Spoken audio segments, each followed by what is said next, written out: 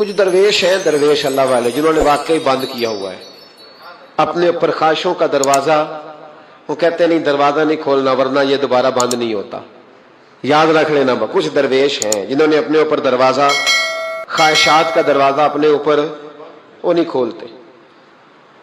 ایک سلطان یحییٰ نام کا بادشاہ گزرا ہے، عرب کے کچھ حصوں کا حکمران تھا، تو اس کو بڑا شوق تھا لوگوں کو بانٹنے کا.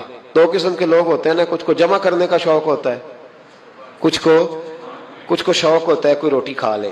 حضرت ابراہیم علیہ السلام بغیر مہمان کے کھانا، کچھ ایسے بھی ہوتے ہیں جن کے گھر بندہ چلا جائے تو پتیلی پہ ڈھکنا دے لیتے ہیں. اپنا اپنا فرق ہے نا جی، ہر آدمی کا اپنا اپنا ذوق ہے. منت کرتے ہیں کسی کی. مجھے بڑی بات پسند ہے شیخ سعدی کی، قرضے لے لے کے مہمان نوازی کرتے تھے.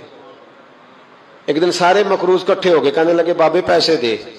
بابا جی کہتے ہیں وہ پیسے مانگ رہے ہیں، مجھے ٹینشن ہے کہ انہوں نے کھوایا کچھ نہیں، مجھے پریشانی لگی. ایک بچہ کوئی چیز بیچ رہا تھا، وہ کھیل مرونڈا نہیں بیچتے بچے، وہ بیچ رہا تھا تو آ گیا، تو کہنے لگا لینی ہے. تو بابا جی کہنے لگے میرے مہمانوں کو کھلا دے ساری. بچہ بھی راضی ہو گیا کہ سارا اکٹھا ہی گاہک مل گیا. تو سارا جب کھلا دیا کہنے لگا پیسے. تو شیخ سعدی فرمانے لگے تو بھی بیٹھ جا، یہ سارے پیسے لینے آئے ہوئے ہیں، بیٹھ جا، ان کے پیسے انہیں ملیں گے تو تجھے بھی. تو بچہ رو پڑا، رویا، کہنے لگا میں تو یتیم ہوں، 4 بہنیں چھوڑ کے آیا ہوں، اماں کی دوائی بھی لے کے جانی، مجھے تو پیسے چاہیے. بچہ رویا تو شیخ سعدی کا ایک مرید آیا، اس نے لا کے نظر پیش کی، کہا حضور یہ نذرانہ ہے. 400 دینار لایا. تو حضرت سعدی نے سب کو دیے، بچے کو بھی دیے.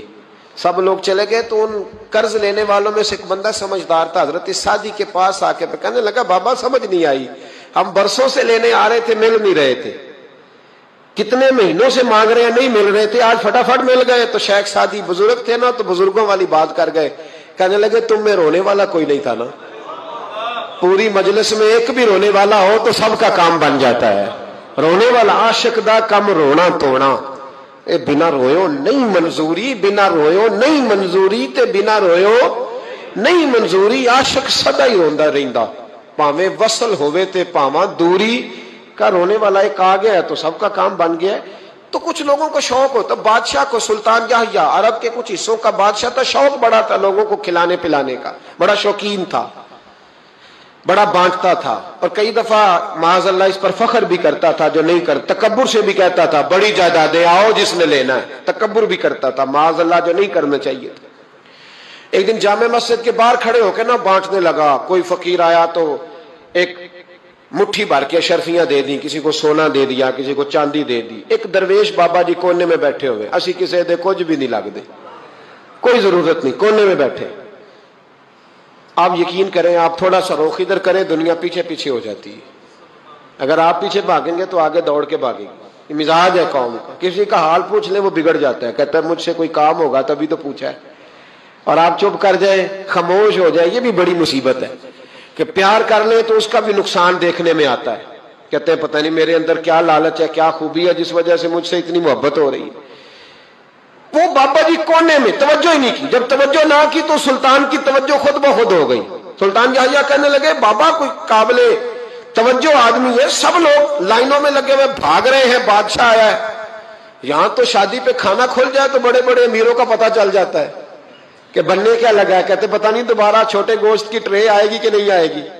اور اتنا سارا رکھ لیتے ہیں کہ المان والحفیظ، بڑے بڑے امیروں کے پول کھل جاتے ہیں، پتہ چلتا ہے کتنے تگڑے امیر ہیں. تو جب اس نے کہا شرفیاں، سونے، ہیرے، جواہرات، تو جو نہیں تھے فقیر وہ بھی لائنوں میں لگ گئے. لیکن وہ فقیر پھٹے پرانے کپڑے، سانو تخت ہزارے دی لوڑ کیے، نالے کی لگے شہر ببول دے نال، اسی اپنی بال کے سیکنے، سانو کی لگے کسی اور دے نال. اور اقبال نے اس کی تشریح کی. اقبال کہنے لگے ہوا گو تند و تیز ہے لیکن چراغ اپنا جلا رہا ہے. ہوا گو تند و تیز ہے، تیز ہوا میں چراغ نہیں جلتے. ہوا گو تند و تیز ہے لیکن چراغ اپنا جلا رہا ہے. وہ مرد درویش حق نے جس کو عطا کیے ہیں انداز خسروانہ، فرماتے ہیں جسے اللہ نے بے نیازی دے دی، لالچ سے دور کر لیا، وہ کسی کی پرواہ، وہ اپنا چراغ جلاتا ہے. اپنی مٹی پہ چلنے کا سلیقہ سیکھو. سنگ مرمر پہ چلو گے تو پھسل جاؤ گے، وہ بابا بیٹھا ہے تو بادشاہ کہنے لگا اسے بھی بلاؤ. بابے کو بلایا, کہنے لگا تجھے کچھ نہیں چاہیے؟ بابا کہنے لگا چاہیے تو بڑا کچھ, پر تجھ سے نہیں چاہیے. کہا کس سے چاہیے؟ فرمایا اس سے چاہیے جو دے کے حساب نہیں پوچھتا, بغیر حساب دیتا ہے, اس سے چاہیے. کہنے لگا نہیں, دروازہ کھلا ہے, تو بھی لے لے. بابا کہنے لگا میں لے تو لوں پر تو دے کچھ نہیں نہ سکتا. بادشاہ کو غصہ آیا, اکڑ تھی, تکبر تھا. کہنے لگا تو کیوں نہیں میں دے سکتا, تو سوال کر. تو بابے نے ساتھ والے فقیر سے لکڑی کا کالا پیالہ پکڑا, ہوتے نا فقیروں کے پاس مانگ, لکڑی کا کالا پیالہ, تو کہا لو دے دو کچھ. اس نے فوری طور پر سونے کی اشرفیاں مٹھی بھری اور لکڑی کے پیالے میں ڈالی. اب جب پیالے میں ڈالی تو کڑ کڑ کی آواز تو آئی, پر پتہ نہیں وہ کدھر گئی ساری اشرفیاں. دوسری مٹھی ڈالی تو پھر کڑ کڑ کی آواز آئی, پر اشرفیاں کدھر گئی کوئی پتہ نہیں چلا. تیسری, چوتھی, پانچویں, بابے کا پیالہ خالی کا خالی. 2 دفعہ بھی, 4 دفعہ بھی. یہ بادشاہ لوگ ضدی ہوتے ہیں, مانتے نہیں جلدی, کیونکہ انہیں کسی نے بتا دیا ہوتا ہے نا سارا کچھ تم ہی ہو, اڑ جاتے. ہاں جو جس منصب پہ بھی بادشاہ ہوتا ہے اڑ جاتا ہے. اس نے کہا میں بھی ضدی ہوں, پیالہ بھر کے چھوڑنا ہے. ایک بوری منگا لی, دوسری منگا لی, تیسری منگا لی. بابا خوش ہے, مطمئن ہے, چلو ڈالو, تم نے کہا تھا ملیں گی. اب وہ مٹھی ڈالتا, کبھی اشرفیاں, کبھی ہیرے, کبھی چاندی, پر پتہ نہیں کدھر جاتی. بالآخر آہستہ آہستہ بیک ہونے لگ گیا. وزیر کہنے لگا بادشاہ پیچھے سے بوریاں ختم ہو گئی ہیں, اب نئی منگانے لگیں گی, پیچھے کوئی چیز بھی نہیں, ختم ہو گیا سارا کچھ. انسان کسی کو کیا دے سکتا ہے؟ کیا ہاں وہ انسان بڑا نوازتے ہیں جن کے پاس خزانے بھی اللہ کے دیے ہوئے ہوتے ہیں, وہ نوازتے ہیں لوگوں, وہ نوازتے. کہا تو کیا دے سکتا ہے؟ بادشاہ جب تنگ آ گیا نا بادشاہ, تو گھوڑے سے نیچے اتر آیا اور بابے کے پیروں میں بیٹھ کے کہنے لگا بابا یہ پیالہ ہے کس بلا کا نام؟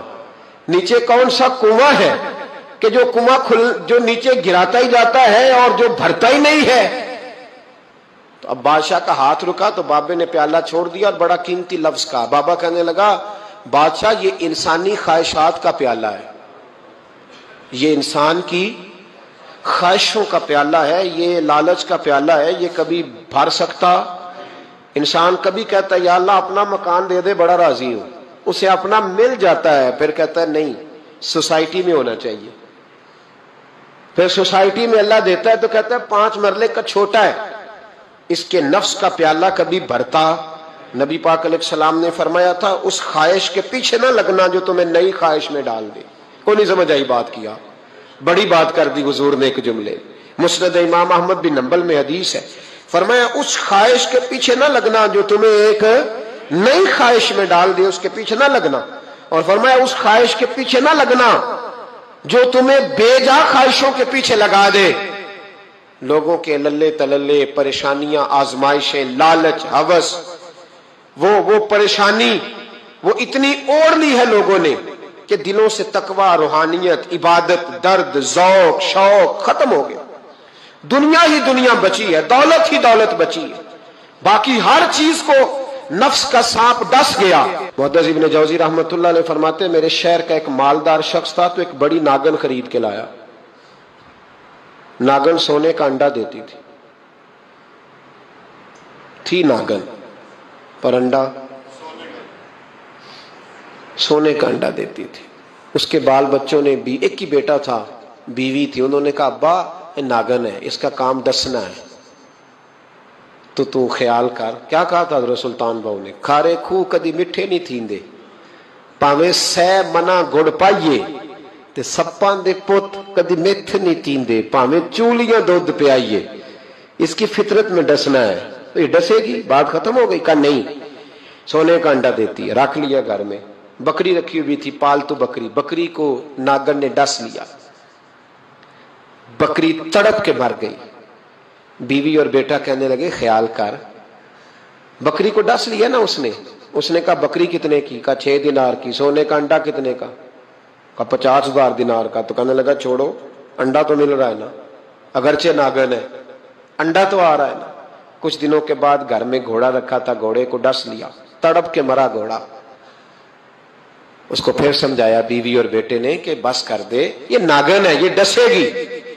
اس نے کہا گھوڑا کتنے کا؟ کہا 20 دینار کا. تو انڈا کتنے کا؟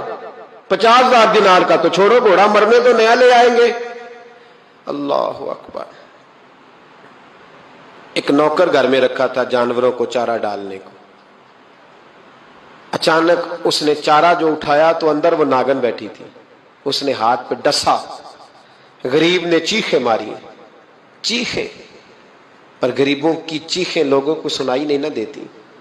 गरीबों की चीखें लोग दरवाजे बंद कर लेते। लोगों ने इसलिए काले शीशे लगाए हैं कारों को कि गरीबों की चीखें ना दिखाई दे ना सुनाई दे। नागन ने डसा, चीखने लगा नौकर, लेकिन गरीब का खून भी सस्ता होता है ना, उसका सारा वजूद जहर से फट गया। लेकिन मालिक को तरस ना आया, कहने लगा नया मुलाजम आ जाएगा। अब बीवी और बेटे ने पैरों में बैठ के समझाया कि बस कर दे, इसको छोड़ दे कहीं या मार डाल, ये नागन है। उसने कहा पागल हो गए हो, कभी सोने का अंडा देखा है? सोने का अंडा देती है। वक्त गुजरने लगा, चंद महीने सुकून के गुजरे, लोग बात भूल गए। एक दिन सवेरे सवेरे कमरे से मां के रोने की आवाज आई, और जब अम्मा चीखी खामन दौड़ा तो कहने लगी ले तेरे सोने के अंडे बच गए। और वो देख मेरे बेटे को डस के बिस्तर से उतर गई है। वो देख मेरा इकलौता बेटा।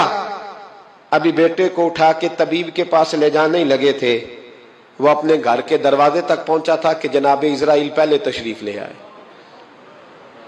अब जब वापस आया, बेटे का जनाजा बड़ा मुश्किल है बाप के लिए उठाना, बड़ा मुश्किल है, बड़ा मुश्किल। रोने लगा, चीखने लगा। एक बेटा वो भी पर्दा कर गया। जनाजा उठा, लोग उसको दफन करने के लिए निकले तो मां ने भी सारा सामान समेटा। मां ने भी वापस आके कहने लगा तू कहां जा रही है? कहने लगी इस वेड़े में, इस सहन में मेरे बेटे की मौत हुई। यहां सोने के अंडे बचे पर मेरा बेटा नहीं बचा। मैंने उस आंगन को क्या करना है जिसमें सोना तो पड़ा हो पर बेटा मां पुकारने वाला हो ही कोई ना।